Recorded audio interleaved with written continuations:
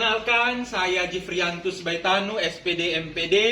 Saya adalah salah satu guru di SMKS Katolik Eva Manado dan saya mengajar produktif di jurusan akuntansi dan keuangan lembaga.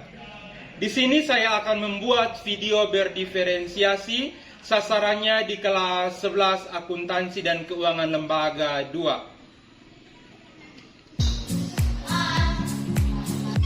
Siap.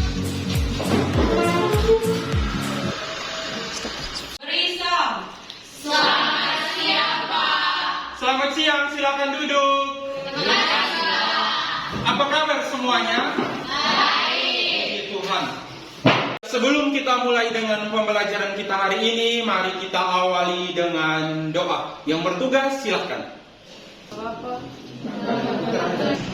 Ya anak-anak, sebelum kita melanjutkan pembelajaran hari ini, terlebih dahulu saya mengecek kehadiran dulu ya. Ya, Pak. Eni Emerenciana Saksi, Hadir, Pak. Yuvencia Amelia Sumu, Hadir, Pak. hadir. Berarti 2 orang yang tidak masuk ya. Ya, Pak. Oke, semoga yang sakit. Anak-anak, minggu lalu kita sudah membuat kesepakatan kelas, ya kan? Ya. Kita sudah membuat kesepakatan kelas seperti yang saya tayangkan di slide di depan kita. Sudah lihat? Sudah. Ya. Apakah kesepakatan kelas yang minggu lalu sudah kita buat berlaku di pertemuan kita minggu ini? Ya, betul. Kompetensi dasar kita adalah menganalisis pencatatan pembentukan kas kecil, pembayaran dengan menggunakan kas kecil, dan pengisian kas kecil dengan sistem dana tetap dan sistem dana fluktuasi. Tujuan pembelajaran kita adalah melalui kegiatan pembelajaran dengan menggunakan model problem based learning, peserta didik diharapkan mampu melakukan pencatatan kas kecil. Sedangkan manfaat dari pembelajaran kita hari ini adalah setelah mempelajari materi kas kecil, siswa dapat mengetahui, mengkategorikan, menghitung, dan juga menganalisis pencatatan dana kas kecil.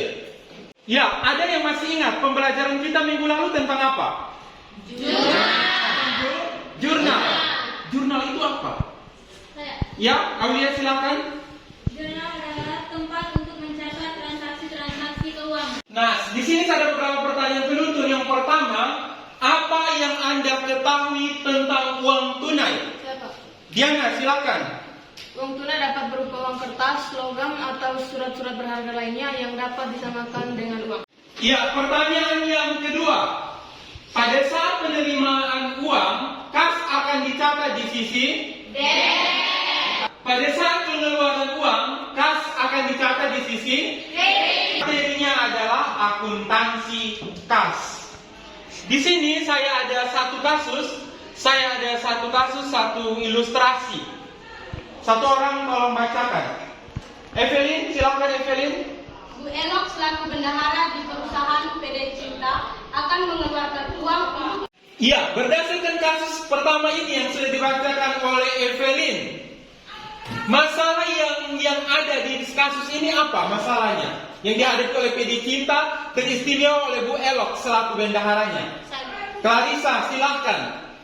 Nah, di sini perusahaan melalui bendahara harus melakukan pencadangan uang untuk pembentukan dana kas kecil. Harus ada pencadangan dana untuk pembentukan dana kas kecil. Ada jawaban yang lain? Jensi, silakan. Karena tidak mungkin perusahaan melakukan pembayaran untuk hal-hal dengan menggunakan cek. Jadi baik, jawaban yang tadi diberikan oleh kedua teman kita, Clarissa dan Jensi, itu jawabannya sudah sangat benar. Mereka sudah mengemukakan apa itu kas kecil secara tidak langsung.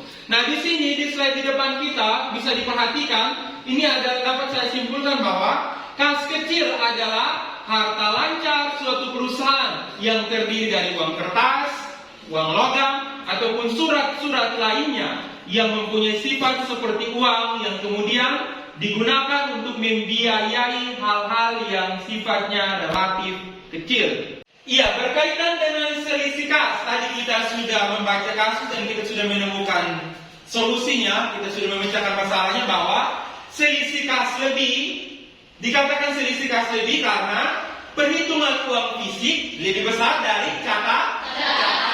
Sementara selisih kas kurang dikatakan selisih kas kurang karena perhitungan uang fisik lebih sedikit dari catatan, ya kan? Sehingga ayat jurnal yang bisa kita buat adalah untuk selisih kas lebih.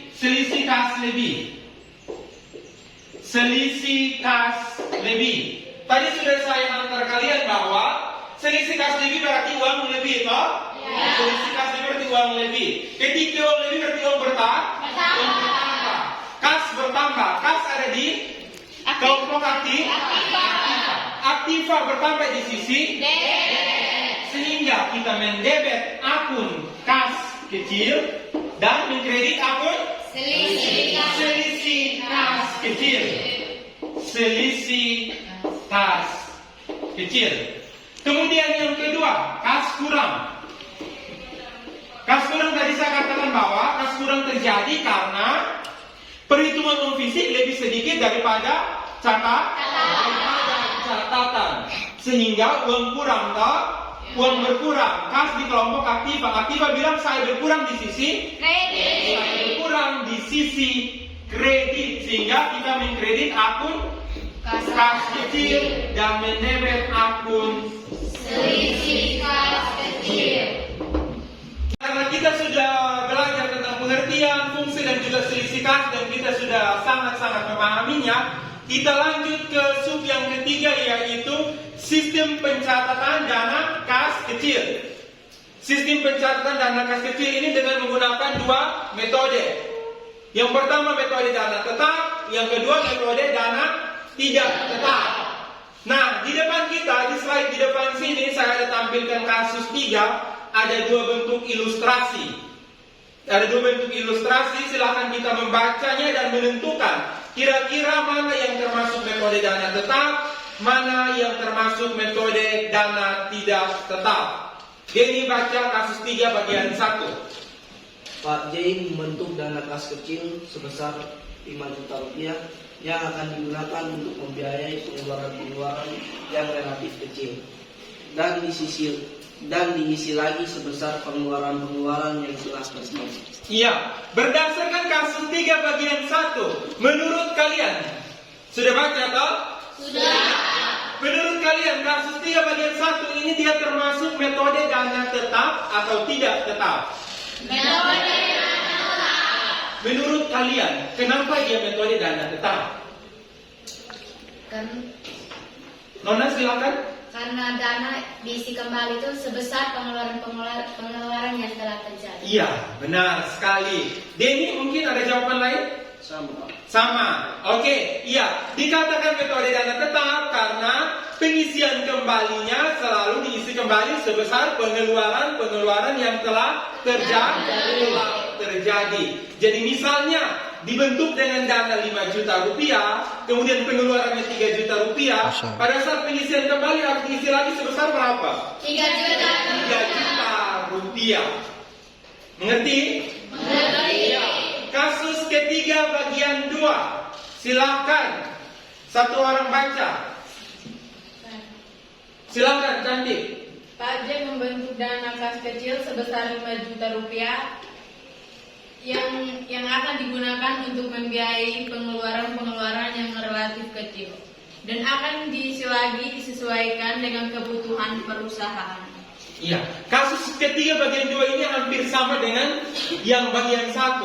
Tetapi yang membedakan di sini adalah bahwa yang kasus kedua ini diisi lagi disesuaikan dengan kebutuhan perusahaan. Berarti yang bagian 2 ini masuknya metode dana apa? Metode dana tidak tetap. Kenapa dia dikatakan metode dana tidak tetap? Karena ada? Silakan Aulia. Karena saat pengisian kembali diisikan sesuai dengan kebutuhan perusahaan.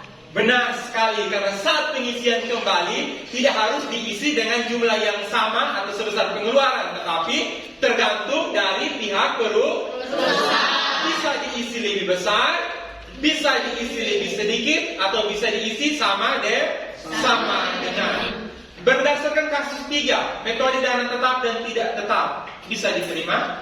Bisa. Iya, karena kita sudah belajar dan mengerti mengenai sistem pencatatan, langkah selanjutnya itu kita tugas kelompok. Tugas kelompok. Masih ingat kan anggota kelompok masing-masing minggu lalu? Masih kan? Iya, kita menggunakan anggota bentuk kelompok yang minggu lalu.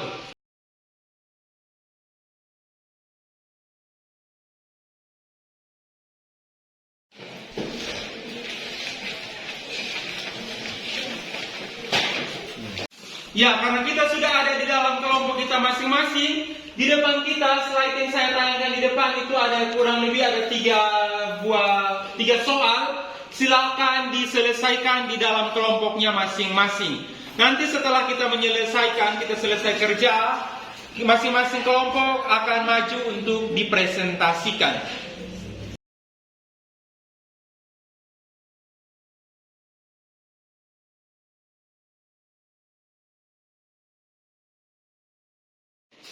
Ya, sudah selesai? Sudah. Semua kelompok sudah selesai? Sudah. Oke, kalau semuanya sudah selesai, kita presentasikan di depan. Iya. Yang nomor satu ini kelompok mana yang mau presentasi? Kami, Pak. Oke, kelompok 3, kelompok yang diketuai oleh Denny. Silakan Denny. Dari hasil diskusi kelompok kami, di sini terdapat beberapa perbedaan. Yang pertama, metode impres, yaitu setiap pengeluaran kas kecil tidak dibuat jurnal. Yang kedua, pengisian kembali sebesar pengeluaran yang telah dilakukan. Yang ketiga, saldo kas kecil tetap dan tidak berubah-ubah. Metode fluktuasi, yang pertama, setiap pengeluaran kas kecil dibuat jurnal. Yang kedua, pengisian kembali tidak harus sebesar pengeluaran yang dilakukan. Yang ketiga, saldo kas kecil berubah-ubah dan tidak tetap. Sekian dari saya, terima kasih. Iya, ini hasil dari kelompok 3. Kita berikan tepuk tangan. Ya, kita lanjut ke yang nomor 2. Kelompok mana yang mau maju presentasikan hasil kerja kelompoknya? Kami, Pak. Kelompok 4, kelompok yang diketuai oleh Clarissa. Siapa yang mau maju? Silakan.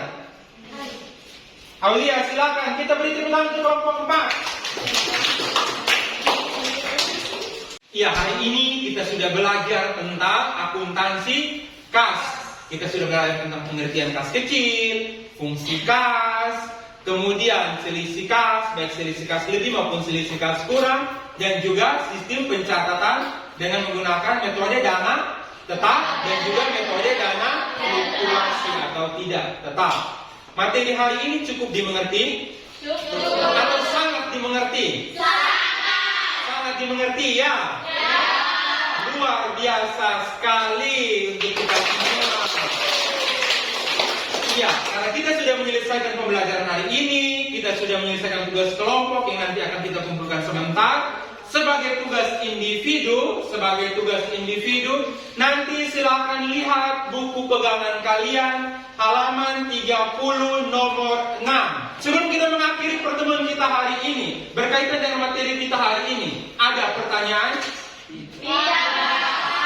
Tidak ada? Pas? Sangat pas. Mantap. Ya, karena kita sudah selesai, maka pembelajaran kita saya akhiri sampai di sini. Sebelum kita berpisah, mari kita tutup dengan doa. Ya, terima kasih untuk pertemuan dalam pembelajaran kita hari ini. Pesan saya adalah bahwa silakan kembali ke rumah masing-masing. Tugas yang tadi sudah saya berikan, jangan lupa untuk dikerjakan. Tetap dan terus jaga kesehatan, jangan lupa belajar, dan selalu semangat dalam hal apapun.